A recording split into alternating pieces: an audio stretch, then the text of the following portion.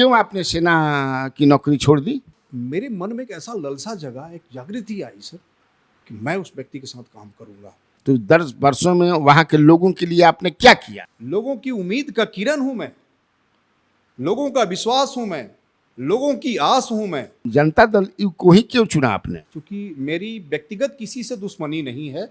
कभी कभी रास्ते में दम घुट जाता है, लोग मर जाते हैं, परेशानी हम लोगों की ही बढ़ती है, हमारे लोग मरते हैं सर। आपको लगता है कि सीट जो है गठबंधन में जेडीयू को मिलेगा? क्या एक सेना का जवान, आपका सिपाही, आपका सेवक नहीं बन सकता है सर? आपको लगता है कि आपको टिकट मिल जाएगा? उन लोगों का अधिकार है जिनको बीच में मेरी जन्म हुई है, मेरी लालन पालन हुई है, मैं पल बड़ा हूँ, बड़ा हुआ हूँ। तरारी में जो चुनाव होगा उसमें आप अपना उम्मीदवारी का भी क्लेम करेंगे? सर आपके पास सर सरकारी तंत्र हैं, सरकारी तंत्र के माध्यम से सर आप सर्वे करा लीजिए।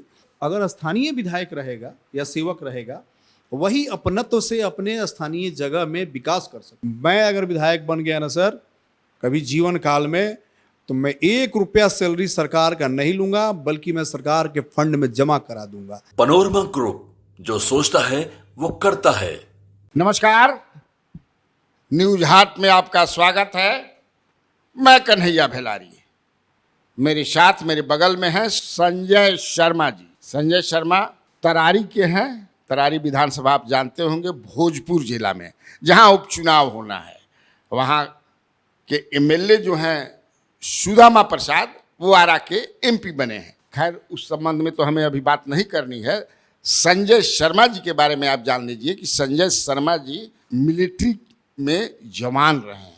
जी हाँ, देश की सेवा की है इन्होंने, और देश की सेवा के बाद इन्होंने वीआरएस लेकर के मन बनाया कि गांव में चली, गांव के लोग के, जवार के लोग के, क्षेत्र के लोग के भी सेवा कर जला, वो भी सेना के सेवा से कम ना हो गए, डायरेक्ट पीपुल के बीच जा करके 2015 में वीआरएस यहाँ के लेनी, मैंने स्वेच्छा से नौकरी यहाँ के छोड़ देनी। इसके बाद तब से ये जो है बिहार के जो मुख्यमंत्री हैं नीतीश कुमार, उनके साथ जुड़ गए, उनके लिए काम करने लगे और उनके माध्यम से जनता के लिए काम करने लगे। नीतीश कुमार इनके कार्यों से बहुत प्रसन्न भी रहते हैं, बातचीत भी करते रहते हैं। और नीतीश कुमार जी ने, बिहार के जो मुख्यमंत्री हैं, वो इनको जो सलाहकार समिति बनाया है नीतीश कुमार ने, उसमें मेंबर बनाया है इनको। हाल ही में जो लोकसभा का चुनाव हुआ, उसमें ये कई क्षेत्रों में जा कर के पार्टी के कहने पर और नहीं कहने पर भी, कि जब मैं, because he is committed worker of Janata Dal. चलिए आज हम इनसे बात करते हैं। सबसे पहले संजय शर्मा जी, मैं न्यूज हाट में आपका स्वागत करता हूँ। Thank you. तो आप सेना में रहे, तो क्यों आपने सेना की नौकरी छोड़ दी? सर मैंने 21 बरस इस देश की रक्षा की, सेवा की।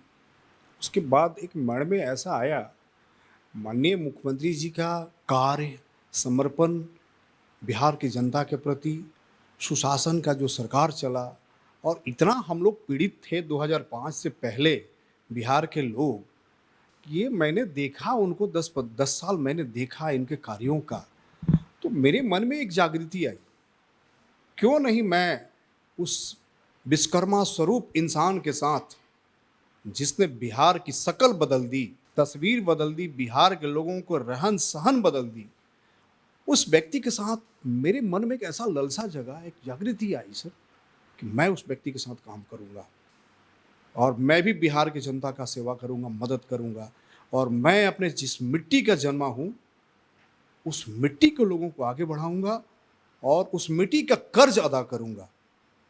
मन में ये जागृति लेकर सर परिवार के लोग काफ़ी विरोध किए। बढ़िया नौकरी छोड़कर आ रहे हैं। बढ़िया नौकरी छोड़ के आप आ गए, किसी काम लायक नहीं रहिएगा, नेतागिरी में तो पैसा घर से लगता है। हम बोले मणे में जो आ गया सो करेंगे। शायद ईश्वर की यही कृपा है कि मैं किसी के लिए ही बना हूँ।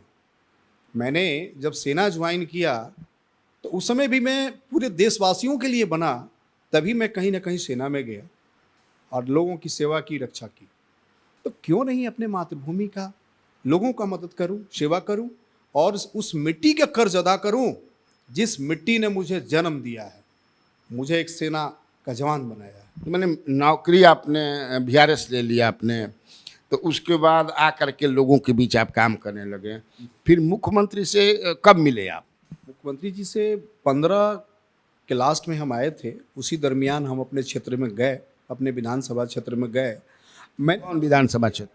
तरारी विधानसभा, तरारी विधानसभा जो हमारा है, उससे हम हैं। मैंने वहीं के हैं, वहीं से जुड़े हूँ। जी। मैंने वहाँ जाने का काम किया, काफ़ी घूमने का काम किया, मैंने कई चीज़ का एनालिसिस भी किया। जैसे बिहार में अन्य जितने भी विधानसभाएं हैं, जहाँ वहाँ पे जितना विकास हुआ है, जितना कार्य हुआ है, जितने वहाँ के माननीय विधायक लोग जितना काम किए हैं, उसके अपेक्षा मैंने देखा सर कि तरारी में हमारा कुछ भी नहीं है। सबसे अगर अधिक कम काम हुआ है, पिछड़ा है अगर विधानसभा है, सो है तरारी विधानसभा। तो मैंने जो संकल्प मैंने लिया था सेना में जाने के समय कि देश की एकता और अखंडता को अछून रखने के लिए मैं कुछ भी कुर्बानी करने के लिए तैयार हूँ, वही मैंने संकल्प उस समय लिया अपने समाज के लोगों के साथ। अपने समाज मतलब जाति नहीं होता है सर, मेरे लिए समाज पूरा जमात होता है। मैंने पूरे जमात के सामने ये संकल्प लिया कि अगर तरारी विधानसभा को आगे बढ़ाने के लिए मेरी जितनी सेना के बाद मेरा जीवन है, तरारी के लोगों के लिए है। क्या क्या अभी तक आपने किया है? मैंने तब से लगभग 15 और 10 वर्ष हो गए, तो 10 वर्षों में वहाँ के लोगों के लिए आपने क्या किया? सर मैं बता दूं, छोटा छोटा एग्जांपल आपको। महीना में सैकड़ों पेशेंट आते हैं जिनको मैं Indira Gandhi, AIIMS, PMCH, NMCH में सीधे तौर पे भर्ती कराता हूँ, इलाज कराता हूँ। कहीं कभी कभी ऐसा भी ज़रूरत पड़ता है कि उनके पास पैसे नहीं होते हैं, तो मैं अपना सैलरी जो पेंशन मिलता है उसमें से निकाल के उनको देता हूँ, वो मैं काम भी करता हूँ। पेंशन मिलता है जी। और कहीं कोई घटना दुर्घटना हो गया हमारे तरारी विधानसभा में, तो मैं वहाँ भी जाता हूँ। सबसे पहले त्वरित कार्रवाई मेरे द्वारा ही होता है। किसी का कोई समस्या, कोई फंस गया, कोई पुलिस का मामला है, कोई प्रताड़ित हो रहा है, उस कार्य में भी मैं पहुँच के लोगों को तुरंत मदद कराता हूँ। एक तो ये हो गया। दूसरा, माननीय मुख्यमंत्री नीतीश कुमार जी का जितनी भी लाभकारी योजनाएं हैं, मैं एक एक योजनाओं के बारे में पूरे निरंतर 10 वर्षों से अपने क्षेत्र में प्रत्येक गांव में जाकर लोगों को बताता हूं, लोगों को समझाता हूं, जागरूक कराता हूं। अगर उनको लाभान्वित नहीं पहले से हुए हैं तो लोगों को मैं अधिकारियों से मिलकर लाभान्वित कराने का कार्य करता हूं। 2 ये हो गया। तीसरा मैं ये आपको बता रहा हूँ, किसानों की जितनी भी समस्या होती है, खेत का, पानी का, बिजली का, या गांव में कहीं कहीं ट्रांसफार्मर जल गया, बिजली नहीं है, उस कार्यों में भी मैं अधिकारियों से बात करके त्वरित कार्रवाई कर। जैसे अभी पूरे देश प्रदेश में, पूरे दुनिया में जो अभी हम लोग जिस महामारी से अभी निपटे हैं, कोरोना जैसे महामारी, 4 महीने हमारे देश में लॉकडाउन रहा। मैं 4 दिन भी अपने घर में नहीं रहा हूँ सर। ये प्रमाण है, पूरा आप लोगों का मीडिया है, फोटोग्राफ, वीडियोग्राफ, सारा चीज़ है। हमारे क्षेत्र के 4 लाख जनता उसके साक्षी है कि मैंने 4 दिन भी अपने घर में नहीं रहा। निरंतर 4 महीना मैं अपने तरारी विधानसभा के एक एक गांव में जाकर मास्क, सैनिटाइजर, स्क्रीनिंग, अपने 4-4 गाड़ी से मैं घूमता था, सभी गांव में जाता था, लोगों को दूर दूर पे खड़ा करा के सबको मैं वितरित करता था। और वहाँ 4-4, 5-5 घंटा मैं संबोधित करता था लोगों को कि अपने खुद कैसे बचें, अपने लोगों को कैसे बचाएं, अपने परिजनों को कैसे बचाएं। एक तो ये हो गया। दूसरा, उनमें से किसी व्यक्ति को कोई विशेष ज़रूरत पड़ती थी, पटना में कहीं एडमिट कराना है, कहीं बेड नहीं मिल रहा है, कोरोना के दरमियान मैं नर्सिंग होम, प्राइवेट या सरकारी में एडमिट भी करवाता था। कोरोना के दौरान कभी उनको ऑक्सीजन नहीं मिलता था, मैं वो भी मुहैया कराता था। किसी को माननीय मुख्यमंत्री और माननीय प्रधानमंत्री जी की ओर से फ्री राशन दिया जाता था। कभी कभी डीलर लोग बदमाशी करता है, तो मैं, जो व्यक्ति हमारे पास फ़ोन करते थे हमारे क्षेत्र के, मैं उनको लाइन पे रखता था, डीलर को लेता था लाइन पे, बीडीओ साहब को लेता था, एसडीओ साहब को, 4-4 लोगों को कॉन्फ्रेंस पे लेकर और मैं बात कराता था और उनको राशन भी मुहैया कराता था। कहीं कहीं ये भी ज़रूरत पड़ा है सर कि मुझे अपने जेब से राशन खरीद के बांटना पड़ता था, वो भी मैंने, ये लगातार मैंने किया। आप, हाँ वो तो ठीक है कि आप राजनीति में हैं और ये अंदर से आप में है कि भाई हमको सेवा करनी है, जैसे मैंने देश की सेवा किया है, तो आप दूसरे पार्टी के साथ भी जा सकते थे। आखिर जनता दल को ही क्यों चुना आपने? सर मैंने आपको पहले ही बता दिया, कि हमारे मन में जागृति आई माननीय मुख्यमंत्री जी का कार्यों को देखकर, उनके आदर्शों को देख के, उनके बिहार के लोगों के प्रति समर्पण को देखकर। तो दूसरे पार्टी में जाने का कोई क्यों भाजपा में भी जा सकते थे आप प्रधानमंत्री नरेंद्र मोदी का समर्पण देख करके? नहीं सर, प्रदेश में हमारे माननीय मुख्यमंत्री जी ने किया है, एक नई उम्मीद, नई दिशा, नई किरण उन्होंने दिया है। अच्छा, ये तरारी आप घूमते रहते हैं, तरारी क्षेत्र में आप काम कर रहे हैं, तो आपके दृष्टिकोण से जो आप घूम करके अभी तरारी में की सबसे बड़ी समस्या क्या है? तरारी की बहुत बड़ी समस्या है सर, वहाँ कोई उद्योग धंधा नहीं है, बेरोजगारी की बहुत बड़ी समस्या है तरारी में। वहाँ कोई बढ़िया अस्पताल नहीं है, लोगों को भाग के आरा जाना पड़ता है या तो पटना आना पड़ता है। कभी कभी रास्ते में दम घुट जाता है, लोग मर जाते हैं। परेशानी हम लोगों की ही पड़ती है, हमारे लोग मरते हैं सर, हमारे समाज के लोग मरते हैं। तो सबसे पहले वहाँ बेरोजगारी की समस्या है, अस्पताल की समस्या है, किसानों के लिए भी कुछ कुछ समस्या आती रहती है तो हम लोग करते रहते हैं। लेकिन मैंने देखा सर, वहाँ पे जितने भी माननीय रहे हैं, मैं किसी का नाम नहीं लूँगा क्योंकि मेरी व्यक्तिगत किसी से दुश्मनी नहीं है, चाहे वो माले के लोग हों या जो लोग भी हों, हमें किसी से दुश्मनी नहीं है। लेकिन मैंने ये कह सकता हूँ कि हमारे तरारी विधानसभा के लोगों के साथ घोर नाइंसाफ़ी हुई है सर, पूर्व माननीय और नाइंसाफी कौन किया होगा? सरकारें ने किया होगा जो नीतीश नहीं करती है सर। मैं आज डेवलपमेंट नहीं हुआ वहां पर, आप कह रहे हैं कि पिछड़ा हुआ है, समस्या है, तो कौन किया? हमारे प्रतिनिधि, हमारे पूर्व माननीय विधायक, ये पूर्व माननीय विधायकों की नाकामी है कि आज हमारा तरारी विधानसभा सबसे पिछड़ा हुआ है। आप नाम नहीं ले रहे हैं इसका मतलब, लेकिन वहां तो रहे हैं सुदामा प्रसाद, इसके बाद रहे हैं सुनील पांडे जी। मैं सबको बोल रहा हूँ, हमारे द्वारा सबको कहा जा रहा है कि उन लोगों की नाकामी की वजह से आज मेरा तरारी विधानसभा सबसे पिछड़ा हुआ विधानसभा है। इसके जिम्मेवार सीधे सीधे पूर्व माननीय विधायक हैं वहाँ के सर। आज भी किसी की जरूरत पड़ती है तरारी विधानसभा में तो सीधे सीधे संजय शर्मा को 12 बजे रात में फ़ोन आता है, 4 बजे सुबह फ़ोन आता है, पूरा दिन सर फ़ोन आते रहता है मेरा। कभी फ़ोन मेरा हमारे मोबाइल पे आप नंबर पे फ़ोन करके देख लीजिएगा, एनी टाइम बिजी रहता है क्षेत्र के जनता से। क्यों? लोगों की उम्मीद का किरण हूँ मैं, लोगों का विश्वास हूँ मैं, लोगों की आस हूँ मैं, इसलिए हमारा फ़ोन हमेशा बजता है। तो तरारी में उपचुनाव होने हैं, कभी भी घोषणा हो सकती है। बिहार में 4 क्षेत्रों में, रामगढ़, तरारी, बेलागंज और इमामगंज, 4 जगह चुनाव होना है। तो मतलब तरारी में जो चुनाव होगा उसमें आप अपना उम्मीदवारी का भी क्लेम करेंगे? सर बिल्कुल, और मैं तरारी विधानसभा में विधायक बनने नहीं जा रहा हूँ, उस मिट्टी का जन्मा हूँ। उन लोगों का अधिकार है जिनको बीच में मेरी जन्म हुई है, मेरी लालन पालन हुई है, मैं पल बड़ा हूँ, बड़ा हुआ हूँ, नौकरी किया हूँ, आज मैं सेवा कर रहा हूँ। और तरारी का मैं नेता नहीं, तरारी का सेवक, तरारी का बेटा, तरारी का सेवक बनना चाहता हूँ। लेकिन तरारी क्षेत्र जो है, पिछले बार वहाँ तो भाजपा के खाते में गई थी। जो 2020 का चुनाव हुआ था तो जेडीयू और भाजपा साथ थी, और वहाँ वो जेडीयू के खाते में नहीं था वो सीट, वो भाजपा के साथे में था। लेकिन आप तो जेडीयू के नेता हैं। सर मैं आपको बता दूं कि चाहे जो भी माननीय लड़े हों, मुझे जहाँ तक याद है, आपको भी याद ही होगा ही, कि पहले जितना बार भी वहाँ लड़ा गया है, जेडीयू और समता पार्टी के माननीय विधायक जी लड़े और जीते। एक बार लोजपा लड़ी, वो भी हारने का काम की। एक बार भाजपा लड़ी, रिकॉर्ड वोट से निराशा हाथ लगा, जमानत जब्त हो गई। 13,000 वोट भाजपा कैंडिडेट को आना, मैं समझता हूँ कि पूरे हिंदुस्तान में कहीं नहीं हुआ ऐसा, वो 100 काम हुआ। तो मैं समझता हूँ सर, आप भी समझ सकते हैं कि ये सीट किसकी हुई। आपको लगता है कि सीट जो है गठबंधन में जेडीयू को मिलेगा? स्वाभाविक है सर, नैतिकता का आधार पे देखी जाए, अधिकार भी देखा जाए तो जेडीयू का ही सीट है। अब बाकी तय करना है हमारे माननीय लोग को। आपको लगता है कि आपको टिकट मिल जाएगा? मेरी विश्वास है सर। तो आप मुख्यमंत्री से मिले हैं? जी, शुक्रवार को मेरी मुलाकात हुई है मुख्यमंत्री जी से, और निरंतर 6 दिन चला है सत्र, 6 दिन लगातार मेरी मुलाकात हुई। 5 दिन चला? हाँ, 5 दिन चला है, 5 दिन लगातार निरंतर मेरी मुलाकात होती रही है।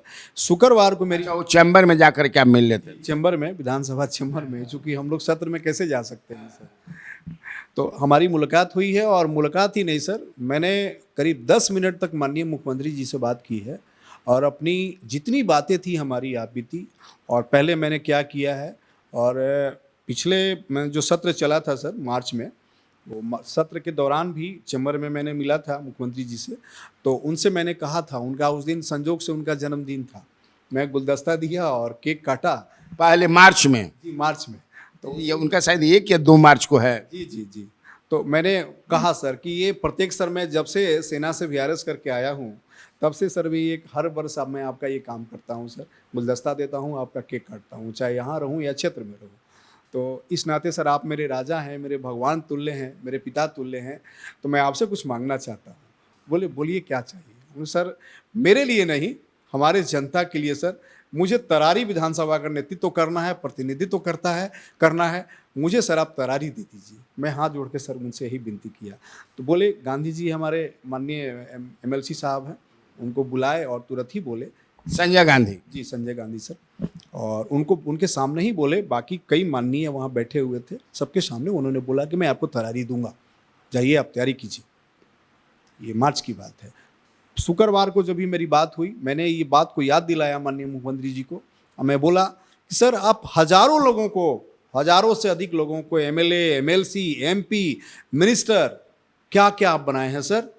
क्या एक सेना का जवान, आपका सिपाही, आपका सेवक नहीं बन सकता है सर?